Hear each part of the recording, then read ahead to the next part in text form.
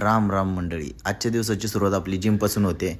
आज संध्याकाळी केतन भाऊने डायलॉग मारलेला, त्यामुळे हसत होतो आम्ही. तुम्ही बघा पूर्ण ब्लॉग, समजून जाईल तुम्हाला. आज आपला शोल्डर वर्कआउट होता. त्यानंतर सूरज भाऊ चेस्ट मारत होता, पण जरा एक्सप्रेशन डेंजर करत होता. म्हणलं चला भाऊचं जाऊ द्या.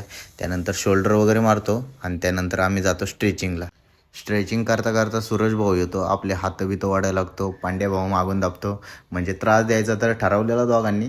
आपल्याला त्रास देत होते, म्हणलं चावू द्या, आज द्या त्रास, नंतर मी देतो तुम्हाला. वर्कआउट पूर्ण झाल्यानंतर आम्हाला घरी जायचं होतं. गाडी आमच्याकडे कमी असल्यामुळे टेबल शीट जायचं होतं.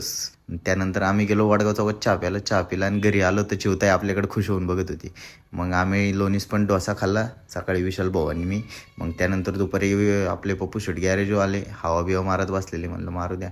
त्यानंतर कार्तिक यात्रेमुळे पोलीस वगैरे चौकात आता उभे आहेत. त्यानंतर संध्याकाळी आम्हाला सानूच्या घराकडे जायचं होतं, कारण वारकरी येणार. खाली बॅनर वगैरे आतरून घेतला, म्हणजे साफसफाई करून घेतली. त्यानंतर सानू शेट वायरिंगचं काम करत होते, तर केतन भाऊला गॅरेजवालीची एक रील दिसली, तो म्हणून दाखवतो बघा. आता बाईक गरम झाली, थंड करतो प्रेमानं आणि ग्रीसानं. त्यानंतर म्हणलं आता जास्त वेळ झालाय, चला घरी जाऊ. नंतर बाहेर आलो, आपली गाडी घेतली आणि निघालो घराकडे. तर मित्रांनो, भेटूयात पुढच्या ब्लॉगमध्ये.